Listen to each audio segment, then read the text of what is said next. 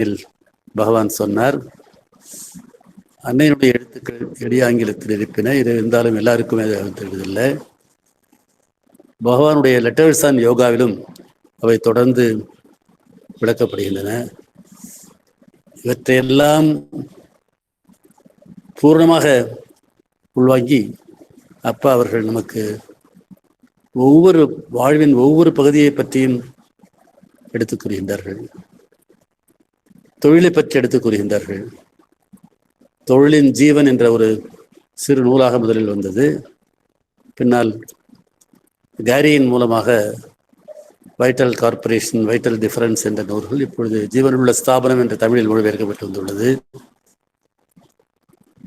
நான் அடிக்கடி சொல்வது போல, யோக வாழ்க்கை சாதாரண மனித வாழ்க்கைக்கும் பூர்ண யோகத்திற்கும் இடையில் யோக வாழ்க்கை என்ற தத்துவத்தை அப்பா அவர்கள் உருவகித்து அதன் பகுதிகளை 100 பேர்கள், பேரொழியாகும் உள்ளொளி, பூலோக சொர்க்கம் போன்ற நூல்களிலே விளக்கினார்கள். யோகத்தை பற்றி முதலில் பொன்னொழியிலும், பின்பு ரிஷிகள் கண்ட பிரம்மம், உலகம், மோட்சம், அரவிந்தம் போன்ற நூல்களிலும் எழுதினார்கள். நாம் செய்ய வேண்டியதெல்லாம் எப்படியாவது அப்பாவின் நூல்களை படிப்பதற்குரிய நேரத்தை ஒதுக்குவதுதான். நான் சலிக்காமல் திருப்பி சொல்லிட்டு இருக்கிறேன். கோடானு கோடி பேரில் அன்னையை தெரிந்த வாக்கியம் கிடைச்சிருக்கு நமக்கு. அன்னை நமக்கு மிகப்பெரிய, இந்த காலகட்டத்தில் மிகப்பெரிய ஞானியாகிய, பன்முக ஞானியாகிய அப்பா அவருடைய குருவாக பெறும் பாக்கியம் கிடைத்திருக்கின்றது. அப்பா அவர்களுடைய நூல்களிலேயே அன்னையின் ஆற்றல் புரிந்துள்ளது என்பதையும் சொல்லியிருக்கிறேன். அதை நம்ம பின்பற்றி பலனடைவது நம் கையில் இருக்கின்றது. இந்த குடும்பம் என்ற நூலில் குடும்ப பண்பு என்றால் என்ன என்ற பகுதியை 2வது பகுதியாக வருகின்றது. அதை திரிபுர சுந்தரி அவர்கள் தொடர்ந்து பேசுவார்கள். அதனால் இந்த வாழ்வினைத்து யோகத்தினுடைய அடிப்படை அழகு, அடிப்படை பேசிஸ் குடும்பம், அங்கு ஆரம்பிக்கணும். அந்த குடும்பத்தில் இதுவும் அடிக்கடி கண்ணன் அவர்கள் பேச்சில் சொல்லுகிறாரு. லைஃப் டிவைன் முதல் அத்தியாயத்திலேயே எல்லா பிரச்சனைகளுக்கும் அடிப்படை சுமூகம்தான். சுமூகம் உண்மை, இன்மை அல்லது சுமூக குறைவு தான் என்பதையும், உலகில் நடக்கும் நிகழ்ச்சிகள் அத்தனைக்கும் சுமூகத்தின் உண்மையோ இன்மையோ தான் என்பதையும் அப்பா விளக்கி இருக்கின்றார்கள். இந்த குடும்பத்தை பண்புன்னா என்ன, இதை எப்படி உருவாக்குது என்பதை அன்னை திரிபுர சுந்தரி அவர்கள் தொடர்ந்து அப்பா புத்தகத்திலிருந்து பேசுவார்.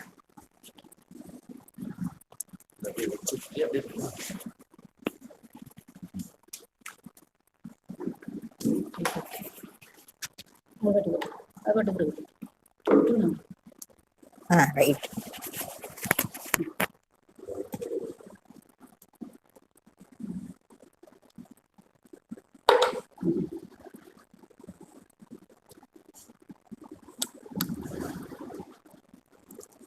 இன்று குடும்ப பண்பு என்றால் என்ன என்பதை பற்றி பேசும்படி இந்த தியான மையத்தை நடத்துபவர் என்னிடம் கூறியிருக்கிறார். நான் அன்னை கூறியதாகவே நான் நினைத்து கொண்டு இதை பேசுகிறேன். திரு கர்மயோகி அப்பா அரவிந்தர் அன்னையின் கருத்துக்களை நமக்கு நன்றாக புலப்படும்படியாக மிக அழகாக எடுத்து வைக்கின்றார். பண்பு சொல்றோம், குடும்ப பண்புன்னு சொல்றோம். ரெண்டுக்கும் வேற்றுமை இருக்கா அப்படின்னாக்கா, குடும்பம் இருக்கும் நிலையில் இருந்து பண்புகள் நிறைய இருக்க வேண்டும். திறமை மட்டும் இருந்தால் வேலை செய்யலாம். 4 பேர்களை அணைத்து செயல்படும் பாங்கு இருந்தால் ஒரு ஸ்தாபனத்தை நிறுவலாம். மனம் பண்போடு இருந்தால் குடும்பம் உருவாகி நிலைத்து நிற்கும். குடும்பம் என்பதே ஒரு ஸ்தாபனம்தான் என்கிறார் திரு கர்மயோகி அப்பா அவர்கள். குடும்பம் என்பதும் ஒரு ஸ்தாபனம்தான்.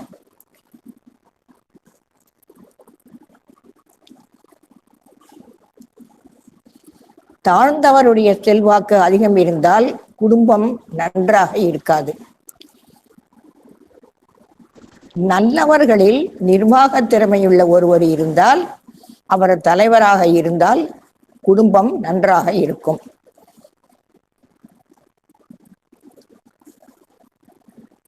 தானே விரும்பி கட்டுப்பாட்டை மீறினால் அமைப்பு கலையும். எப்பொழுதுமே நம்மளே விரும்பி ஒரு ஒரு ஒரு ஸ்தாபனம்னா இராணுவமும் ஒரு ஸ்தாபனம் தான், கம்பெனிகளும் ஒரு ஸ்தாபனம் தான், எதுவுமே ஒரு ஸ்தாபனம் தான், குடும்பமும் ஒரு பெரிய ஸ்தாபனம் தான், சர்க்கார் எல்லாம். நாம அதை மீறினால் அது கட்டுப்பாட்டை மீறக்கூடாது. மீறினால் அது நன்றாக இருக்காது.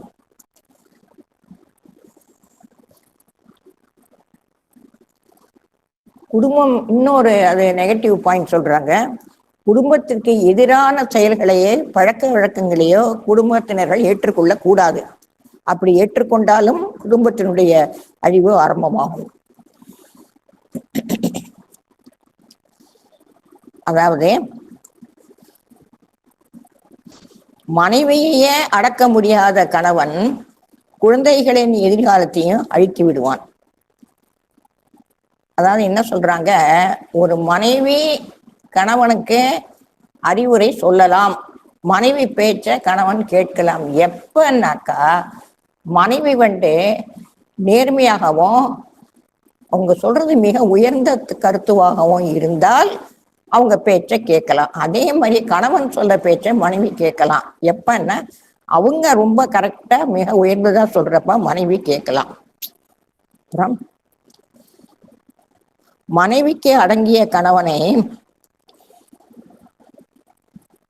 கீழ்ப்பட்டவனாக இருந்தால் அவன் வாழ்வு எப்பன்னாக்கா மனைவி மிக உயர்ந்த நிலைமையிலையும் கணவன் மிக தாழ்ந்த நிலைமையிலையும் கொஞ்சம் தாழ்ந்த நிலைமையிலும் இருந்தா அவன் பேச்ச கேட்டு இது பண்ணலாம். அப்படி இல்லாம இருந்தாக்கா அது நல்லதில்லை அப்படிங்கிறாங்க.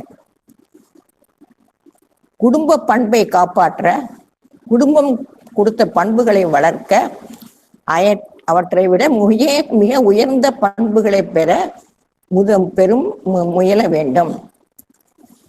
அதாவது என் தகப்பனார் செய்ததை நான் காத்து வந்தேன் அப்படின்னு சொல்ற மாதிரி குடும்பத்துல ஏற்படக்கூடிய தந்திருக்கிற உயர்ந்த குணங்களை அதை நம்ம பின்பற்றி நாம் வைத்துக் கொள்ள வேண்டும்.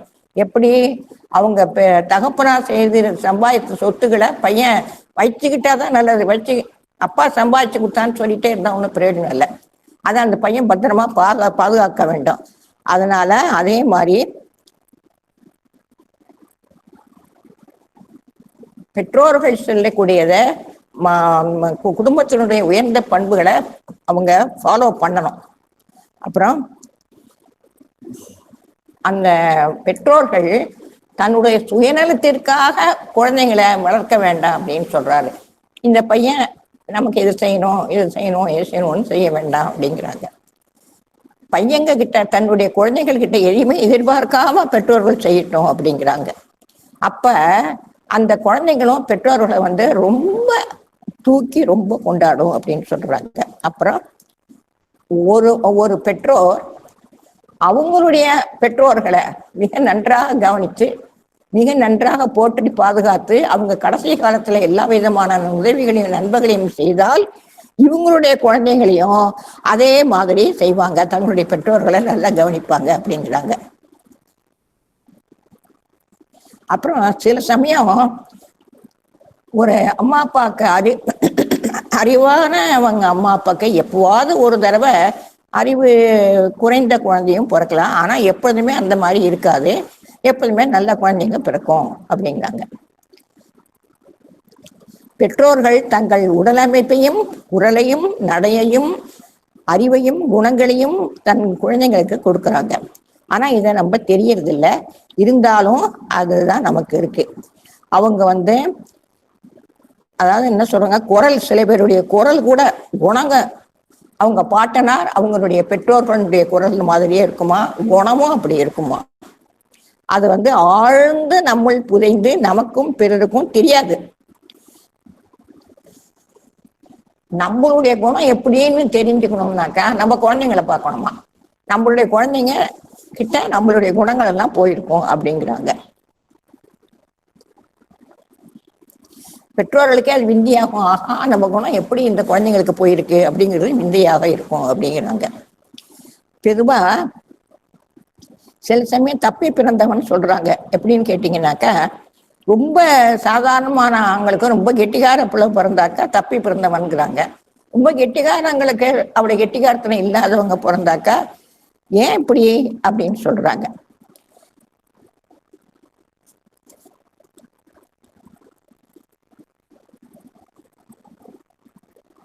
சில சமயம் தாழ்வு மனப்பான்மை வந்துடுது. எப்படின்னு கேட்டீங்கன்னாக்கா, அவங்களுடைய பெற்றோர்கள், அவங்க முன்னோர்கள், அவங்கள பணக்காரங்களா இருக்கிறப்ப இவங்களுக்கு அந்த மாதிரி இருக்க முடியாதப்ப ஏதோ அவங்க கிட்ட இருக்கிற வீக்னஸ்னால இருந்தாங்கன்னா அவங்களுக்கு காம்ப்ளெக்ஸ் வந்துடுது அப்படிங்கிறாங்க. சுபாவம் ஆன்மா மூலம் பிறவியில் வருவது, இது முக்கியமான பாயிண்ட். நம்மளா ஏற்படுத்திக்கிறது இல்லை, சுபாவம் ஆன்மா மூலம் பிறவியில் வருவது அப்படிங்க.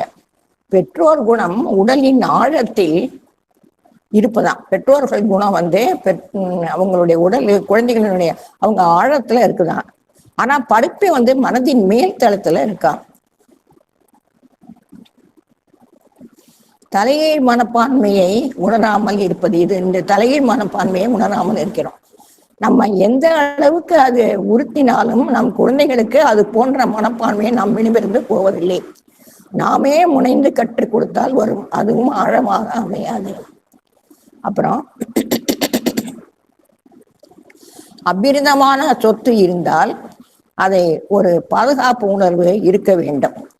அப்படி இல்லாத இருந்தாக்கா அது அது தெம்பு, அப்பதான் அது குறையில்லாத தெம்பு. அது உணர்வு இருக்கும் போதே பாதுகாப்பு இருக்கணும், தெம்பு அது. அப்போ வந்து அப்படி நிறைய சொத்து இது இல்லைன்னாக்கா அவங்களுக்கு ஒரு தாழ்வு மனப்பான்மை இருக்கும். சொத்து இல்லாதவங்களுக்கு ஒரு தாழ்வு மனப்பான்மை இருக்கும் அப்படிங்கிறாங்க. இது ஒண்ணு. நம்ம என்ன சொல்றோம், சில சமயம் தகப்பனார் பேச்சை கேட்டு பையன் செய்யறான், தாயார் பேச்சை கேட்டு செய்யறான். 40 வயசு ஆனாலும் கூட தாயார் தகப்பனார் பேச்சு கேட்டான்னாக்கா அதை வந்து நம்ம தப்பா சொல்லக்கூடாது. அது வந்து நல்லதுதான் அப்படிங்கிறாங்க. இந்த பழக்கமும் இருக்கு, இந்த பழக்கமும் அமைஞ்சிரும் அப்படிங்கிறாங்க.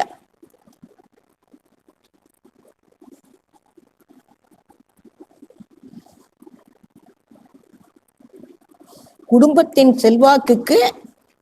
செல்வாக்கு நம் மீது அதிகாரம் ஏற்பட்டால் நம்மை மனிதனாக்கும். அந்த செல்வாக்கு கட்டுப்பாட்டை அளிக்கும். ஆனால் சிறிய புத்தி உள்ள குடும்பத்துல அது நெகட்டிவா ஒர்க் பண்ணும். குடும்பம் உயர்ந்தது என்பதால் அதன் செல்வாக்கு புனிதமானது. குடும்பம் உயர்ந்தது என்பதனால் செல்வாக்கு புனிதமானது. எந்த குணமும் அளவுக்கு, எந்த குணமா இருந்தாலும் அளவுக்கு மீறி இருக்கக்கூடாது அப்படிங்கிறாங்க. அதே மாதிரி ஓவரா சுறுசுறுப்பா இருந்தாலும் சரி, ரொம்ப ஓவரா பணங்காசுன்னு இது எந்த குணமா இருந்தாலும் சரி ஓவரா இருக்கக்கூடாது அப்படிங்கிறாங்க. நம்ம பொறுமையா இருக்கிறோம் அப்படின்னாக்கா நமக்கு எதிரி ஏதாவது தவறு செய்யறப்ப கொஞ்சம் பொறுத்து போலாம், அவனை மன்னிக்கலாம், எல்லாம் பண்ணா ஓவரா நம்ம அந்த மாதிரி இருக்கக்கூடாதான், அளவுக்கு மீறி இருக்கக்கூடாது அப்படிங்கிறாங்க. எந்த குணத்தையும் அளவுக்கு மீறி பின்பற்றினாக்க அதனால நமக்கு வராது, நல்லது நடக்காது, எதிரான பலன் தான் ஏற்படும். அப்புறம் சில சமயம் குடும்ப பாசம் நட்புக்கும் போகுது. நட்பின் காரணமாக நண்பர்களையும் தங்கள் குடும்பத்தவர்களாக ஆக்கிக் கொள்கிறார்கள். அதுவும் நல்லதுதான். ஆனா நல்ல நண்பர்களாக தான் நம்ம இருக்கணும். நல்ல நண்பர்களாக இல்லாம எதிரான குணத்தை உடைய சூழ்நிலையில் வளர்ந்த நண்பர்கள், நல்ல சூழ்நிலையில் வளராத நண்பர்கள் சேர்த்துக்கிட்டோம்னாக்க தலையீழ ரொம்ப கெடுதலா போயிடும், ஒரு கட்டடத்தை இடிச்ச மாதிரி ஆகும் அப்படிங்கிறாங்க. அதிகாரத்தினால ஒருத்தரை கட்டுப்படுத்த முடியாது, பிரியத்தினால மட்டும்தான் கட்டுப்படுத்த முடியும். அதுதான் இணைக்கக்கூடியது பந்தக்கயிறு, பாசம். மனிதனின் உயர்ந்த பண்புகள் பூர்வ ஜென்ம பலனால் வரும். இது ரொம்ப முக்கியமான பாயிண்ட். மனிதனுடைய உயர்ந்த பண்புகள் பூர்வ ஜென்ம பலனால் வரும். இல்லாட்டி பெற்றோரால இந்த ரெண்டுமே இருக்குதுன்னு அர்த்தம். நம்ம பண்ண புண்ணியத்தினாலேயே நமக்கு நல்ல குணம் வரும். பெற்றோர் இந்த அவங்க வயிற்றுல பிறந்தனால அவங்க குணமும் நமக்கு வரும் அப்படிங்கிறாங்க. அதனால இப்ப இந்த பாயிண்ட்டுக்கு வராங்க. குடும்பம் தான் நமக்கு நல்ல பண்புகளை அமைக்குது. இப்ப பாயிண்ட்டுக்கு வந்துட்டாங்க. குடும்பத்தினால்தான் நமக்கு எல்லாம் வருது.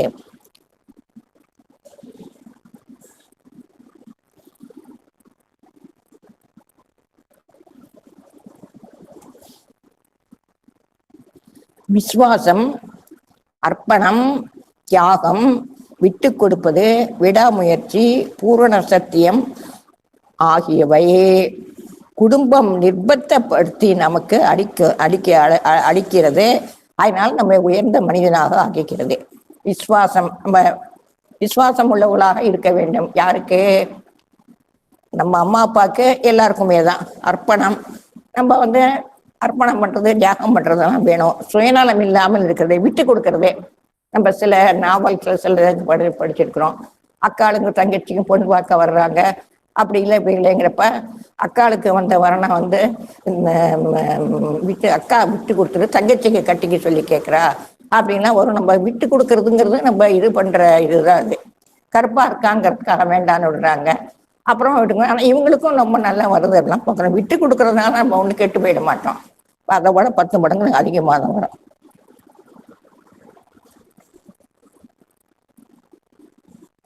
அதாவது எந்த இதையுமே தன்னுடைய ஆசையை பூர்த்தி செய்வதற்காக செய்யக்கூடாது. பிறருக்காக நம்ம செய்யலாம், தன்னுடைய ஆசையை பூர்த்தி செய்வதற்காக செய்யக்கூடாது.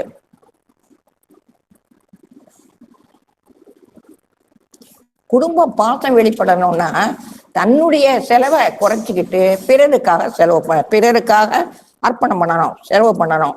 தன்னுடைய அவசியமான செலவுகள் எல்லாம் குறைச்சிட்டு குடும்பத்தில் இருக்கிற மற்றவர்களுக்காக செய்யணும்.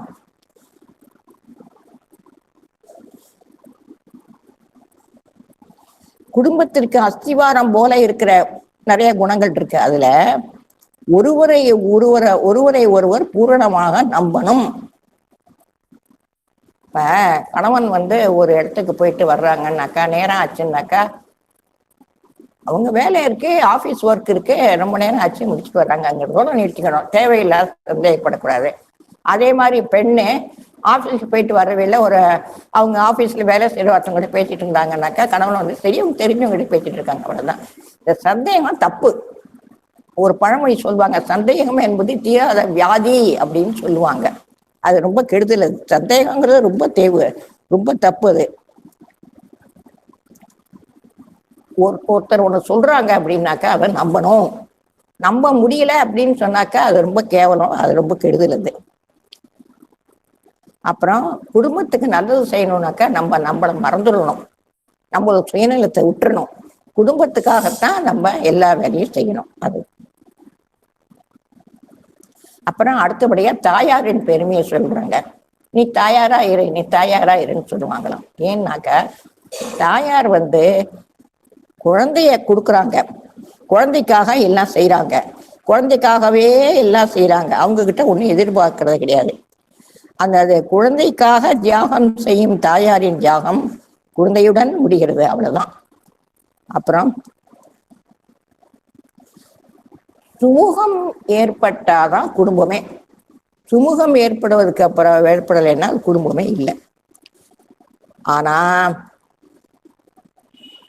சுமூகத்தை கடந்த தெய்வீக வாழ்வுக்கும் குடும்பம் தேவையில்லை. அது தெய்வீக வாழ்வை பொறுத்த வரைக்கும் நம்ம குடும்ப வாழ்வுல இருக்கிறோம், அதனால நமக்கு சுமூகம் ரொம்ப தேவை.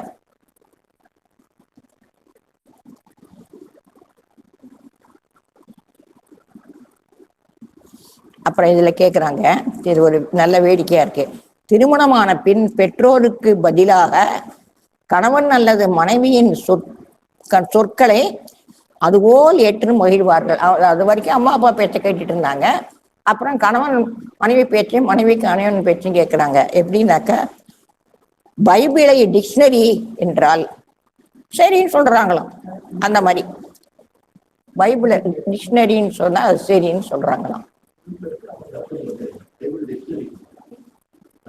ஆமா, பைபிள டிக்ஷனரி என்றால் அப்படியே அதெல்லாம் சும்மா அவங்க சொன்னது ரைட்டுன்னு சொல்றாங்களா, அதுக்காக சொல்றாரு. அதே மாதிரி சென்னையை விட புதுவை பெரிய ஒன்று சொன்னா ஆமா ஆமா அப்படிம்பாங்களாம். சும்மா அது கணவன் பேச்சை அப்படியே ஏற்றுக்கிறது, மனைவி பேச்சை சரிங்க ஏற்றுக்கிறது இந்த மாதிரி. அப்புறம் தாயாரை யாருமே குறை சொல்லக்கூடாது. இருந்தாலும் சில சமயம் அவங்க மட்டும் சொல்றாங்க, இருந்தா கூட அந்த மாதிரி சொல்லக்கூடாது அவங்க.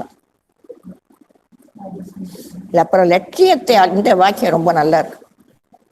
லட்சியத்தாலையும் பாசத்தாலையும் பற்றாலையும் குடும்பம் செப்பனிடப்படுகிறது. ஆனால் அதன் பின்னால் சொத்து அதிகாரம் உள்ளன. இன்று அதிகாரம் இல்லை. சாதித்த குடும்பம் எப்போதும் அடக்க முடியாததாக இருக்கிறது. பிறருக்கு உதவி செய்த குடும்பங்கள், பிறருக்கு உதவி செய்ய கிடைக்கும் வாய்ப்பு ஒரு பாக்கியம். பிறருக்கு ஏதாவது ஹெல்ப் பண்ணணும்னு நினைச்சா தனக்கு ஒரு பாக்கியம் நினைக்கிறாங்க என்று அறிந்த குடும்பம்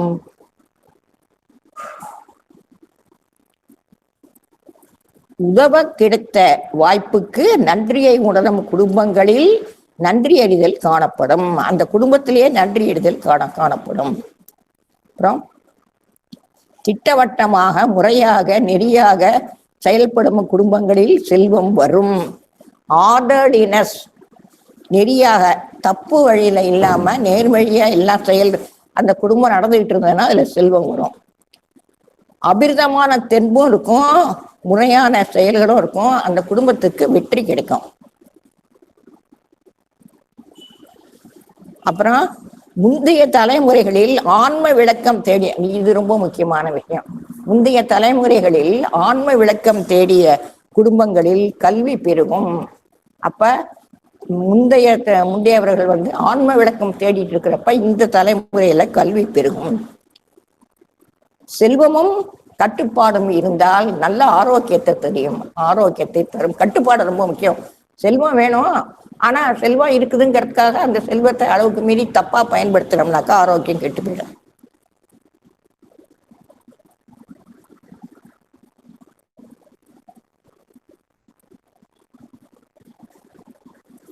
அசுத்தம் இருக்கக்கூடாது, குழப்பம் இருக்கக்கூடாது. அசுத்தமும் குழப்பமும் வறுமைக்கு வித்து. கன்ஃபியூசிங், தெளிவான சிந்தனை வேணும், தெளிவான பழக்க வழக்கங்கள், தெளிவான நட்பு, எதுவுமே தெளிவா இருக்கணும், சுத்தமாகவும் இருக்கணும். சோர்வான குடும்பம் கூடாது, சோர்வும் கூடாது. அப்ப எதெல்லாம் கூடாது? அசுத்தம் கூடாது, குழப்பம் கூடாது, சோர்வு கூடாது.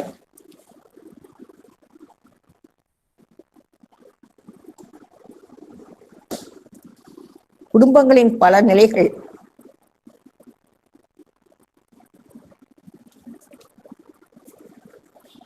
ஒற்றுமையாக சுமூகமாக இணைக்கப்பட்ட பிரியமான சந்தோஷமும் வசதியும் இருக்கிறது ஒரு குடும்பம்.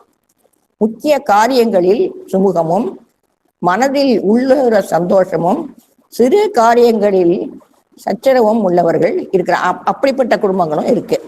மனதில் சந்தோஷம் இல்லாமல் தோற்றத்தில் சுமூகமான குடும்பமும் இருக்கு. பலவிதமா குடும்பங்கள், நம்ம 1000 குடும்பங்கள், நம்ம இப்ப இந்த ஊர்ல எடுத்தாக்கா 100, 500, 1000 குடும்பங்கள் இருக்கும். அது எத்தனை வெரைட்டி இருக்கும். ஒரு நேரம் ஒற்றுமை, ஒரு சேவையும் சந்தோஷம், ஒரு சமயம் சண்டை, ஒரு நேரம் பிரிவு, அப்படியும் இருக்கும். சந்தோஷமோ சலிப்போ இல்லாமல், பிரியாமலும் சோறாமலும் சண்டை போடாமலும் தோற்றத்திற்கு ஒன்றாய் வாழும் குடும்பமும் இருக்கு. சுயநலமான புறத்தோற்றம், உள்ளூர உண்மையும் உள்ள தோற்றம். சுயநலமான, வெளியில பார்க்கறதுக்கு சுயநலமா இருக்கு, ஆனால் உள்ளூர உண்மையாயும் உண்மையை நிறைந்த குடும்பமும் இருக்கு. சுயநலமான அலட்சியமும் முக்கிய விஷயத்தில் உண்மையும் உள்ள இடமும் இருக்கு. வெளியில பார்க்கறதுக்கு சுயநலமா இருக்கு, ஆனா உண்மையிலேயே உள்ளுக்குள்ள உண்மை இருக்கு. குடும்ப மரியாதைக்காக ஒன்றாக வாழ்பவர்கள் இருக்கிறாங்க. குடும்ப மரியாதைக்காக பிரிஞ்சு போகாம ஒன்றாக வாழ்கிறார்கள்.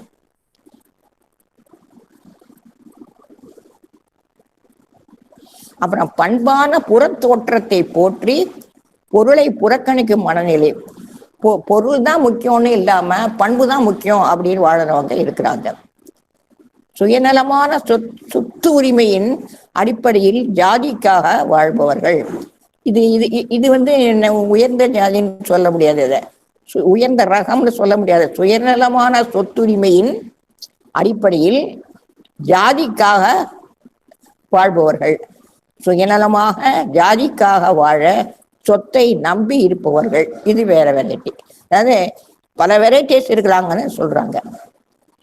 குடும்பம் வளர்வது சமூக வளர்ச்சியை போன்றது.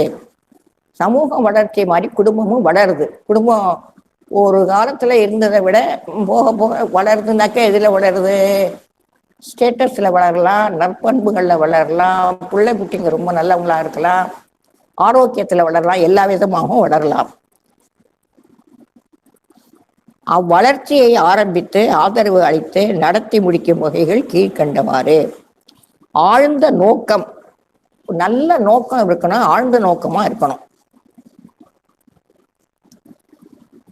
அதுக்கு வர்ற வெற்றி நடைமுறைகள், அதுல எந்த நடைமுறையை ஃபாலோ பண்றோங்கிறதும் ரொம்ப முக்கியம். அந்த சூழ்நிலைக்கு ஒன்றோ இல்லது சில சேர்ந்தோவும் அமையுமா. சொத்து, படிப்பு, அந்தஸ்து, செல்வாக்கு, குடும்பம், பிரியம், நன்மை, ஜாதி, உள்ளூர் மரியாதை, பரம்பரை, அந்த நேரம் உள்ள வேகம், இதெல்லாம் இதுக்கு அடிப்படையான எஸ்டாப்ளிஷ் பண்ணது முக்கியமான இதுக்கு அடிப்படை காரணமா இருக்கு. எந்த 2-3 அம்சங்கள் சேர்ந்தாலும் போக்கு பொதுவானது. எப்படி இருந்தாலும் அதனுடைய ஒரு மாதிரி அதோட லைன் ஒரே மாதிரி இருக்கும். போக்குக்குரிய அடிப்படைகள் ஒன்று. அவற்றை செலுத்தும் சக்தி எழுவதை கீழ்கண்டவாறு காணலாம். தேவையின் அளவு திரண்ட சொத்தை நிர்ணயிக்கும். தேவையின் அளவு திரண்ட சொத்தை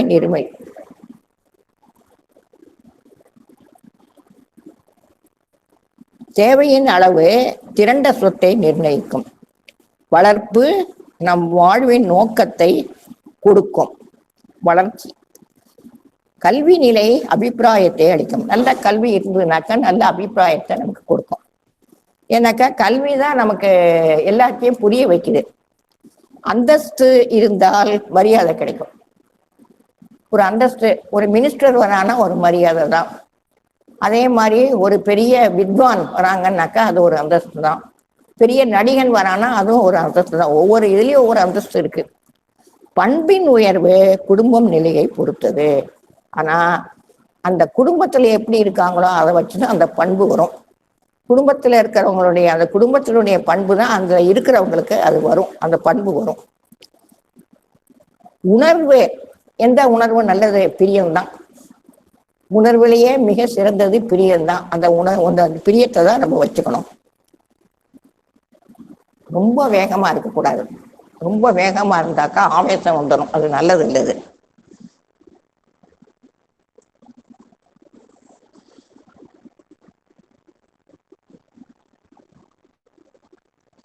நம்மளுடைய மனதில் நல்லெண்ணெய் இருந்தால் பிரச்சனைகளை தீர்க்கும். நல்லெண்ணெய் இருந்ததுனாக்கா நமக்கு எப்பேற்பட்ட பிரச்சனை இருந்தாலும் அந்த நல்லெண்ணம் பிரச்சனைகள்லாம் தீர்க்கணும். சுயமன கட்டுப்பாடு இருந்தால் மரபு ஏற்படுகிறது. நம்மளதான் கட்டுப்படுத்திக்கணும். நம்ம கிட்ட என்ன இருக்கு, நமக்கு என்ன கோவம் இருக்கா, நமக்கு வீக்னஸ் இருக்கா, பயம் இருக்கா, சுயநலம் இருக்கா, ரொம்ப ஆசை இருக்கா பார்த்து அதை கொஞ்சம் கொஞ்சமா கட்டுப்படுத்தணும். நான் அடிக்கடி நினைச்சுக்குவேன், அறம் செய்ய விரும்பு, ஆறுவது சினம், ஈவது விளக்கேல் அப்படிலாம் 1ஆம் கிளாஸ்ல இருந்து படிக்கிறோம். நம்ம அறம் செய்ய விரும்பு அப்படின்னாக்கா நம்ம கிட்ட 2 பேனா இருக்கு. பக்கத்து பையன் ஏய் என்கிட்ட இன்னைக்கு நான் பேனா எடுத்துட்டு வரலடா குடுன்னு கேட்டா கொடுக்க மாட்டோம். அப்ப அறம் செய்ய விரும்புன்னு படிச்ச என்ன பிரயோஜனம்? ஈவது விளக்கேல்ங்கிறது என்ன பிரயோஜனம்? அப்புறம் பக்கத்து பையன் 60 மார்க்கு, நம்ம 30 மார்க்குன்னா உடனே பொறாம வந்துடுது. அப்ப அறம் செய்ய விரும்ப 60 போட்டி பொறாம கூடாதுங்கிறப்ப என்ன பிரயோஜனம்? அப்போது நான் அடிக்கடி நினைச்சுக்குவேன், 1ஆம் கிளாஸ்ல இருந்து நம்ம நிறைய தான் படிக்கிறோம். அப்புறம் விவேகானந்தர் படிக்கிறோம், இப்போ அரவிந்தர் அன்னை புக்ஸ் படிச்சுட்டு இருக்கிறோம், எல்லாம் படிக்கிறோம். லைஃப்ல ஃபாலோ பண்றோமா? அறம் செய்ய விரும்பு, ஆறுவது சினம், இப்போ ஈவது விளக்கேல் அப்படிங்கறது கூட நம்ம ஃபாலோ பண்ண மாட்டேங்கிறோம். இன்னொரு பொண்ணு ரொம்ப அழகா இருந்தா அழகா இருக்கேன்னு மன நினைவோட சொல்ல மாட்டேங்கிறோம். அதே மாதிரி எதிரில் இருக்கிற பணக்காரியா இருந்தா நிறைய அழகா போட்டுட்டு இருந்தாக்க நல்லா ரெடின்னு மனசோட சொல்ல மாட்டேங்கிறோம். இவளுக்கு பாருடி இவ்வளவு இருக்கு நமக்கு இல்லையே அப்படின்னு நினைக்கிறோம். பக்கத்து வீட்டுக்காரன் கார் வாங்கிட்டு வந்துட்டாக்கா நல்லா இருக்கட்டும்ப்பா, நல்லா இருக்கட்டும், நல்லா இருக்கட்டும் மனசுல சொல்லணும். எடா அவன் கார் வாங்கிட்டு வந்துட்டானே, நம்ம கிட்ட ஸ்கூட்டர் கூட இல்லையே அப்படின்னு நம்ம நினைக்கணும். அப்ப இவ்வளவு படிச்சும் என்ன பிரயோஜனம்? அப்ப படிச்சா பத்தாது, லைஃப்ல அதை கடைப்பிடிக்கணும், அதை ஃபாலோ பண்ணணும், அப்ளை பண்ணணும். அதுதான் கஷ்டமான விஷயம். நிறைய படிக்கணும் நம்ம, இருந்தாலும் அதை நம்ம ஃபாலோ பண்ணணும். அதே மாதிரி ஆன்மீக விஷயத்திலே நம்ம நிறைய படிக்கணும், அதை நம்ம ஃபாலோ பண்ணணும். ரொம்ப அது நம்மளே தான் கேட்க வேண்டியிருக்கு, எவ்வளவு நம்ம ஃபாலோ பண்றோம். இன்னைக்கு காலையிலேருந்து மத்தியானத்துக்குள்ள நம்ம என்னென்ன ப்ளஸ் பாயிண்ட் என்னென்ன மைனஸ் பாயிண்ட் நம்ம யோசனை பண்ணணும். யாரை பார்த்து பொறாமப்பட்டோம், எப்போ சோம்பேறியாக இருந்தோம், எப்போ தப்பு செஞ்சோம், கேட்டுட்டு கடவுள்கிட்ட மன்னிப்பு, நம்ம தப்ப முதல் லிஸ்ட்டு சொல்லணும், கடவுள்கிட்ட சொல்லிட்டு மன்னிப்பு கேட்கணும். கேட்டுட்டு மத்தியானத்துக்கு அப்புறம் அப்படியே வாழ்க்கை ஓடிடும். அப்புறம் ராத்திரி உட்கார்ந்து மத்தியானத்துக்கு அப்புறம் நம்ம இன்னைக்கு என்னென்ன தப்பு பண்ணோம், அப்போ ஒரு லிஸ்ட்டு வரும். அதையும் கடவுள்கிட்ட சொல்லிட்டு, கடவுளை அன்னையே பகவானே நாளைக்காவது இந்த தப்பெல்லாம் நான் செய்யாமல் இருக்கணும் அப்படிங்கணும். அந்த மாதிரி ஒவ்வொரு தடவையும் நம்மளே கேட்டுக்க வேண்டியதா நமக்கு நம்ம செய்யறது பதில் கிடைக்கும்.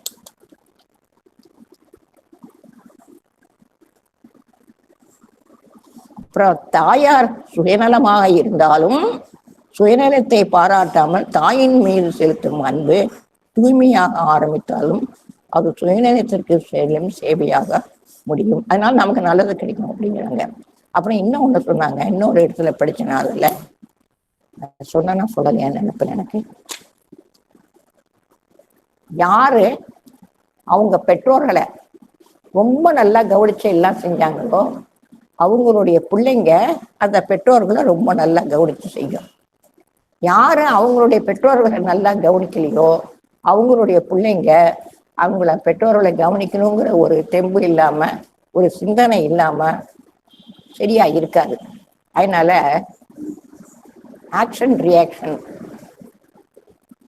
முற்பகல் செய்யும் பிற்பகல் விளையும், இதெல்லாம் லைஃப்ல ரொம்ப சகஜம். அந்த இதையும் நம்ம படிச்சிருக்கிறோம், முற்பகல் செய்யும் பிற்பகல் விளையும் படிச்சிருக்கிறோம்.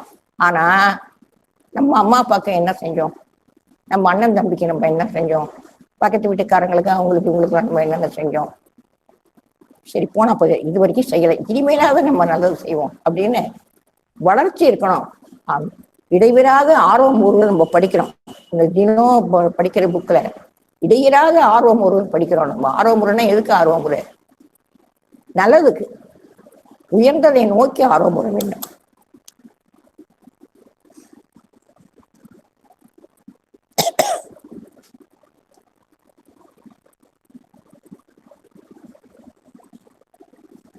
ஒரு சிறிய நிகழ்ச்சியும் கூட அமைதியான குடும்பத்தில் பாதிக்கிறோம். அப்படி ஒரு நிகழ்ச்சி ஏற்படாமல் நாம் பார்த்து கொள்ள வேண்டும். பிறர் குடும்பத்துல நம்ம அப்படி ஒண்ணுதான் நம்ம கூடக்கூடாது.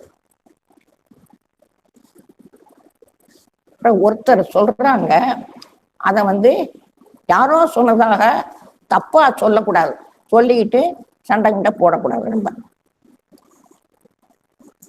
சொல்றான், அவன் சொன்னான் இவன் சொன்னான் அப்படிமோ ஏதோ தப்பா சொல்லி அவங்களுக்கு சண்டை முட்டி விட்டுடுவோம். நம்ம அது மாதிரிலாம் செய்யக்கூடாது.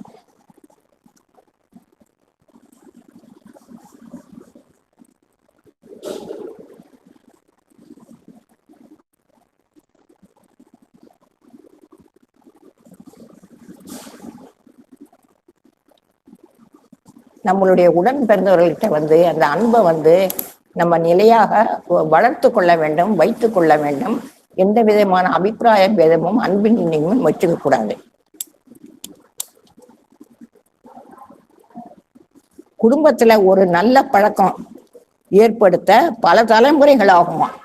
அப்ப நம்ம அந்த குடும்பத்துல நல்ல பழக்கம் அன்னைக்கு அந்த பழக்கம் கிடையாது, பல தலைமுறைகள்னால அந்த வந்த பழக்கம். அதை நம்ம மெயின்டைன் பண்ணணும், அதை நம்ம பண்ணணும். அதுல நம்ம ஒரு தப்பு செஞ்சாலும் அந்த குடும்பத்தினுடைய அந்த பெருமையை அதை அழித்து விடும். அந்த மாதிரி செய்யக்கூடாது. இதோட நிச்சயமா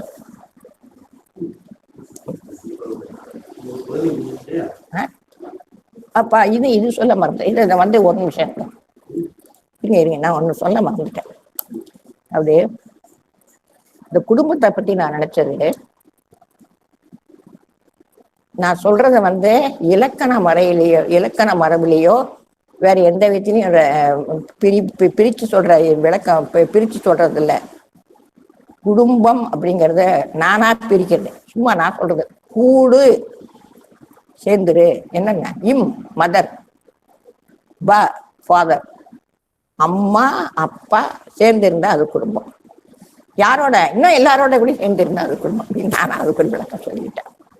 அப்புறம் இன்னும் என்ன சொல்லுவேன் நானு, அவங்க 2 பேரும் இன்னும் யாரோட சேர்ந்திருக்கணும், எல்லாரோடையும் சேர்ந்திருக்கணும். யாரோட சேர்ந்திருக்கணும், அப்பாவோட கூட பிறந்தவங்களோட கூட, அவங்களுடைய பிரதர்ஸ் சிஸ்டர்ஸ் எல்லாரோடையும் சேர்ந்து இருக்கணும். அப்புறம் அதுக்கு என்ன சொல்லுவேன் நானு, இந்த ஒரு விரல் ஒண்ணுமே செய்ய முடியாது. இந்த ஒரு விரலால என்ன செய்ய முடியும், ஒண்ணும் பண்ண முடியாது. 5 விரலும் சேர்ந்துக்கணும். 5 விரலும் சேர்ந்தா இதை தூக்கணும். ஆனா இதை தூக்கணும்னாக்கா இந்த 5 விரல் இந்த 5 விரல் 2மே சேர்ந்து இருக்கணும். அப்ப ஒற்றுமை ரொம்ப முக்கியம். குடும்பத்துல அம்மா அப்பா, அப்பாவோட சொந்தக்காரங்க, அம்மாவோட சொந்தக்காரங்க அத்தனை பேரும் சேர்ந்துதான் அந்த குடும்பத்தை வேலையை வச்சாதான் நம்மளுக்கு எப்படி 10 விரலும் சேர்ந்தாதான் ஒரு பொருளை தூக்க முடியும். அந்த மாதிரி குடும்பத்துல இருக்கிறவங்க அத்தனை பேரும் ஒற்றுமையாக இருக்க வேண்டும். கணவன் அவங்களுடைய கூட பிறந்தவங்களுக்கு ஏதாவது செய்யறேன்னா மனைவி தடுக்க கூடாது. அதே மாதிரி மனைவி அவங்களுடைய கூட பிறந்தவங்களை செய்யறேன்னா கணவன் தடுக்க கூடாது. அதே மாதிரி அவங்க வீட்டுல பிறந்த பையன் அவனோட கூட படிக்கிற பையன் கையில பணம் இல்லைங்கிறான், ஃபீஸ் கட்டணும்னா இவங்க ஹெல்ப் பண்ணணும். நான் உனக்கு தான்டா ஃபீஸ் கட்டுவேன், உன் ஃப்ரெண்டுக்கு கட்ட மாட்டேன்னு சொல்லக்கூடாது. நம்ம எல்லாருக்குமே ஒற்றுமையாக இருந்து செய்ய வேண்டும். அது ஒண்ணு நான் சொல்லுவேன். அப்புறம் இன்னும் என்ன சொல்லுவேன், கணவன் பேச்சை மனைவி எப்ப கேட்கலாம், மனைவி பேச்சை எப்ப கேட்கலாம் அப்படின்னாக்கா, கணவன் வந்து முதல் பாயிண்ட் நல்லவனா இருக்கணும். அடுத்த பாயிண்ட் அவர் சொல்ற விஷயங்கள் வந்து நல்ல விஷயங்களாகவும் அறிவுபூர்வமாகவும் இருக்கணும். அப்ப மனைவி கேட்கணும், கேட்டுதான் ஆகணும். அதே மாதிரி மனைவி பேச்சையும் கணவன் கேட்கலாம். மனைவி நல்ல அறிவு திறமை வாய்ந்தவளாகவும் இருந்து, அவன் நல்லவளாகவும் இருந்து, அவன் சொல்ற விஷயம் நல்லதாகவும் இருந்தா கணவன் கேட்கணும். இந்த ராமாயணக்கு அதை படிக்கிறப்ப ராவணனுக்கு அவன் மனைவி ரொம்ப அறிவுரை சொல்ற, அவன் கேட்க மாட்டேன்ட்டான். அதெல்லாம் நான் நினைச்சுவேன், என்னடா மனைவி பேச்சை கேட்க கூடாதுன்னு இருக்கிறானே, அதனாலதான் மனைவி விட்டு போச்சு நினைச்சுவேன். அதெல்லாம் இதுல வருது இல்லை. அதனால வந்து நம்மளை நாம் உயர்த்தி கொள்ள வேண்டும், பிறரை எல்லாம் உயர்த்த வேண்டும். குடும்பம் சமூகம்னு இதுலயே வருது. குடும்பம் உயர்ந்தால் சமூகத்தை உயர்த்தும், சமூகம் உயர்ந்தால் ஊரையே உயர்த்தும், ஊரை உயர்த்தினால் நாட்டையே உயர்த்தும், ஒரு நாடு உயர்ந்தால் அது உலகத்தையே உயர்த்தும். இப்ப என்ன சொல்றோம், யுஎன்ஓ அப்படிங்கிறோம், வேர்ல்டு ஹெல்த் ஆர்கனைசேஷன் அப்படிங்கிறோம். இப்ப வந்து உலகம் ஃபுல்லாவுமே நம்ம பார்த்தோம்னாக்கா தனியா இயங்குறது இல்லை. நம்ம புரிஞ்சுக்கணும், நம்ம இந்த வீட்டுல இருக்கிறவங்க மட்டும் இயங்க முடியாது. ஒரு ஆண் இருந்தானா ஆண் மட்டும் இயங்க முடியுமா, முடியாது. ஒரு பெண் இருந்தா பெண் மட்டும் இயங்க முடியுமா, முடியாது. ஆண் இருந்தா பெண்ணும் வேணும். அவங்க 2 பேருக்கும் வந்து இந்த பக்கத்து ஆட்கள் அந்த பக்கத்து ஆட்கள் நண்பர்கள் எல்லாம் வேணும். அந்த சுமூகம் வந்து ரொம்ப முக்கியம்.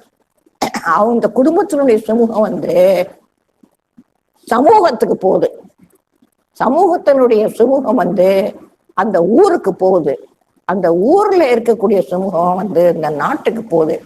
எல்லா நாடுகளும் சமூகமாக இருந்தால் அது உலகத்துக்கு நல்லது. வேர்ல்டு ஹெல்த் ஆர்கனைசேஷன்ஸ் யூனிஃபார்மா இருக்கணும், யுனைடடா இருக்கணும். யுனைடெட் இந்தியாவையும் அப்படித்தானே பிரிவினைக்க சுதந்திரம் வந்தப்போ யுனைடெட் இந்தியா அப்படின்னாங்க. பிரிஞ்சு இருந்தா அவங்களுக்குள்ள சண்டை போட்டுக்கிட்டே இருந்தாங்க. அப்படி பிரிஞ்சு இருக்க கூடாது அப்படிங்கிறாங்க. அதே மாதிரி ஒற்றுமை வந்து ரொம்ப முக்கியம் அப்படிங்கிறாங்க. இதோட போதும் நினைக்கிறேன். இது ஒரு செகண்ட். இந்த குடும்பம்னு வந்ததுனால இந்த பாட்டை நான் பாடிடுறேன்.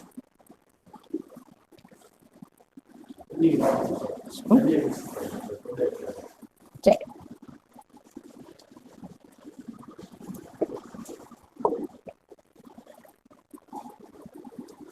சம்சாரம் சம்சாரம் சகல தர்மசாரம் சுகஜீவனாதாரம் சம்சாரம். கணவன் மனைவி ஒன்றாய் இரு கண்ணும் மணியும் போலே இணை பிரியாது இளம்பாலகர் விளையாடும் சம்சாரம். உறவோட உண்ண வேண்டும், ஊரோடு வாழ வேண்டும், பெரியோரை பணிய வேண்டும், சிறியோரை காக்க வேண்டும். சம்சார சாகரத்தில் துயத்தாங்குணாத போது தாரமோடு கணவன் அதை தாங்கி நிற்க வேண்டும். சம்சாரம். அப்புறம் நல்ல குடும்பம் ஒரு பல்கலைக்கழகம்னு சொல்லுவாங்க. பல்கலைக்கழகம்னாலே அதுல பிசிக்ஸ் இருக்கும், கெமிஸ்ட்ரி இருக்கும், பயாலஜி இருக்கும், அப்புறம் இன்ஜினியரிங் டிபார்ட்மெண்ட் இருக்கும், டாக்டர் படிப்பு இருக்கும். அப்ப ஒரு நல்ல குடும்பம் இருந்ததுன்னாக்கா எல்லா நல்ல குணங்களும் இருக்கும், எல்லா விதத்திலையும் வெரைட்டிஸ் இருக்கும், உயர்ந்தது இருக்கும், எல்லா விதத்திலையும் உயர்த்தக்கூடிய தன்மை இருக்கும். அதனாலதான் நல்ல குடும்பம் ஒரு பல்கலைக்கழகம்னு சொன்னாங்க. குடும்பம்ங்கிறது ஒரு பல்கலைக்கழகம் தான். இந்த சம்சாரம் சாகரத்துல வந்த மாதிரி எல்லாரும் ஒற்றுமையா தான் இருக்கணும். ஒரு கஷ்டம் வந்தாக்கா உடனே தாரமோட கணவன் எல்லாரும் சேர்ந்துதான் அதை சமாளிக்கணும். கணவன் உடனே ஒன்னால தாண்டி வந்ததுன்னு சொல்லக்கூடாது. மனைவி உடனே ஒன்னால தாண்டி, இல்ல 2 பேருமா சேர்ந்து அம்மா மாருங்களையும் அப்பா மாருங்களையும் ஒன்னாலதான் அப்படின்லாம் சொல்லக்கூடாது. கஷ்டம் வந்ததே சரி, நம்ம எல்லாருமா சேர்ந்து இந்த கஷ்டத்தை எப்படி சமாளிக்கலாம் அப்படின்னு பார்த்து சமாளிக்கணும். அப்புறம் குடும்பம் ஒரு பல்கலைக்கழகமா இருந்து எல்லாரையும் உயர்த்தணும். இந்த வாய்ப்பை கிடைத்தமைக்கு அன்னைக்கும் பகவானுக்கும் இந்த தியான மைய அன்பர்களுக்கும் கார்த்தியப்பாவுக்கும் என்னுடைய நன்றியை தெரிவித்துக் கொள்கிறேன்.